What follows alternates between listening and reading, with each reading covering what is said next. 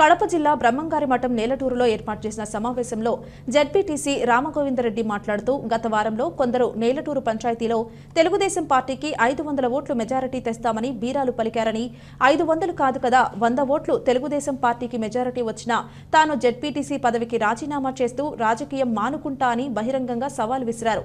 అభివృద్ధి సంక్షేమ పథకాలతో జగన్మోహన్ రెడ్డి ప్రజల గుండెల్లో నిలుచున్నారని ఎందరు ఎన్ని బీరాలు పలికినా రాష్ట్రంలో వైఎస్ఆర్సీపీ పార్టీని అడ్డుకునే పార్టీ ఏదీ లేదని ఘాటుగా స్పందించారు. తెలుగుదేశం పార్టీ నుంచి సుమారు పల్లోడిపాడు, ఎగోనాడూరు, దిగోనాడూరు, కమ్మవారిపల్ల, రేగగూడ పంచాయతీ ఇక్కడ నుంచి వచ్చిన సుమారు 300 కుటుంబాలు తెలుగుదేశం పార్టీ నుంచి వైఎస్ఆర్ పార్టీ చేరు సందర్భంగా ఇక్కడికి వచ్చేసిన మన పెద్దలు పూజలు మన పెద్ద అయినటువంటి చెట్టుపల్లి రఘునాథ్ గారికి ఉన్నటువంటి మొత్తం ప్రజలు సర్పంచులు, ఎమ్మెల్యేలు, మండల పరిషత్లు, జడ్పీలు, 5 మండల నాయకులకు, ఇక్కడికి వచ్చిన కార్యకర్తలకు, మన మండలంలో మొత్తం 4 మండల నాయకులు అందరికీ స్వాగతం, సుస్వాగతం. ఈ రోజు ఇంత జనం చూస్తారంటే ఇదే బంగాళాపడతారు మన వైఎస్ఆర్ పార్టీకి. మన పెద్ద కనీసం 50 మేలు తక్కువ రావడం గురుసమైంది. ఇక్కడ జనం చూసారు అనిపిస్తుంది. ఎందుకంటే మన మాట్లాడారు, ఒక సంఖ్య మాట్లాడారు, ఈ పంచాయతీలో 700 ఓట్లు మేలు వేశాడ. ఆ సంఖ్య ఈ శాతం అయితే 100 ఓట్లు మాకు 400 ఓట్లు మేలు వచ్చాయి. నువ్వు 100 ఓట్లు మేలు తెచ్చుకుంటే నేను ఈ రోజు రాజకీయ సందేశం వచ్చాక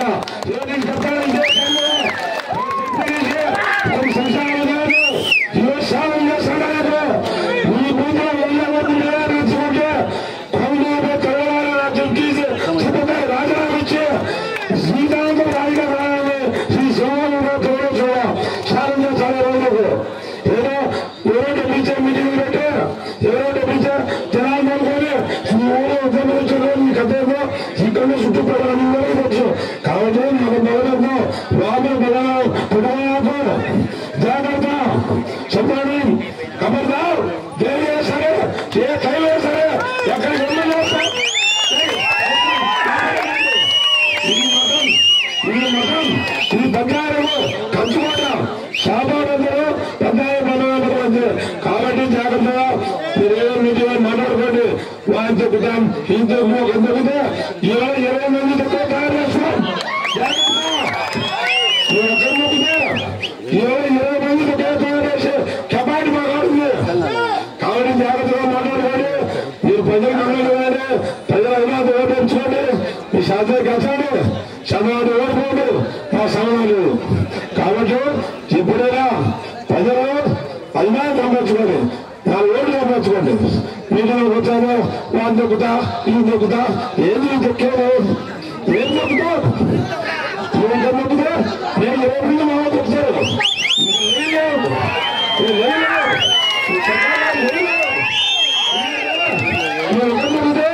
అన్ని పార్టీలు పెద్దయి ఎందుకంటే జీవితాంతం లేదు. కాబట్టి మీరు ఏం మీటింగ్ మీద ఏమైనా ఓటేది అని అడగదు, ఓట్లు వేయించుకో ముందు కానీ తన మానవ మార్గాన్ని ఈ ప్రజల తరఫున ఈ పత్రికా విలేకరుల కోరుతున్నా. మీ గ్రామాలకు వచ్చే నాయకుడు ఎవరో ఒక్క దఫా ఆలోచించుకోండి. ప్రతి గ్రామానికి కనీసం 5 సంవత్సరాలు 4-5 సార్లు వచ్చారా లేదా మీరు చూసుకోండి. ప్రతి కార్యక్రమానికి వస్తున్నారా లేదా మీరు చూసుకోండి. మరి వాళ్ళు చూస్తున్నారు కేవలం ఎన్నికలప్పుడు మాత్రమే ప్రజలు కనపరుస్తారు, మామూలప్పుడు కనపడతారు.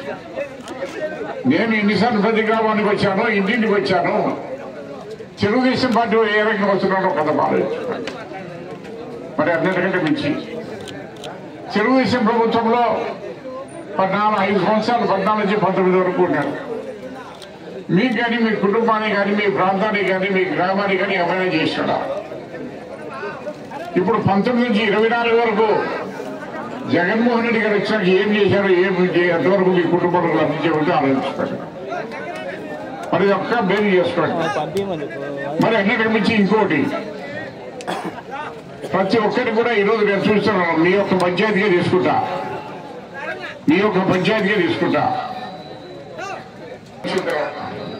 ఈ 5 సంవత్సరాల్లో ఒక దఫా మీకు గుర్తు చేస్తున్నా, ఈ 5 సంవత్సరాల్లో అమ్మ ఒడి కింద 229 మంది తల్లుల అకౌంట్లో 1,05,86,000 రూపాయలు మీ అకౌంట్, మీ తల్లుల అకౌంట్ వేశారా లేదా చెప్పండి. 1,05,00,000. మరి ఇన్ని మంచి కార్యక్రమాలు చేసి జగన్మోహన్ రెడ్డి ఒక్క దఫా మీరు ఆలోచించుకోండి. ఎన్నో సమస్యలు ఉంటాయి గ్రామాల్లో, అవన్నీ పక్కన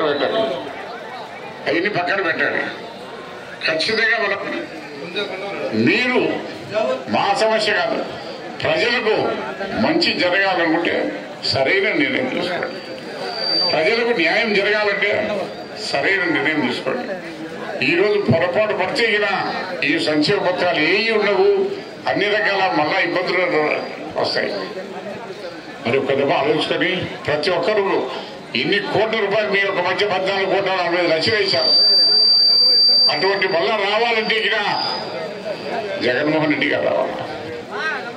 మరి ఈ యొక్క కార్యక్రమానికి ఇచ్చేసినటువంటి ప్రతి ఒక్కరికి ధన్యవాదాలు తెలియజేస్తూ, తప్పకుండా రాబోయే ఎన్నికల్లో 2 ఓట్లు ఉంటాయి, ఒకటి ఎమ్మెల్యేకు, ఒకటి ఎంపీకి.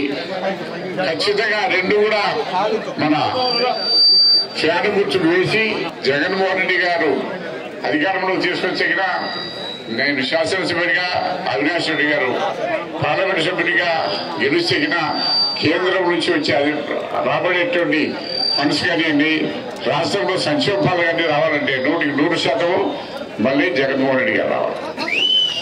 మరి దానికి మీరంతా సిద్ధమేనా అని అడుగుతున్నా. సిద్ధమే.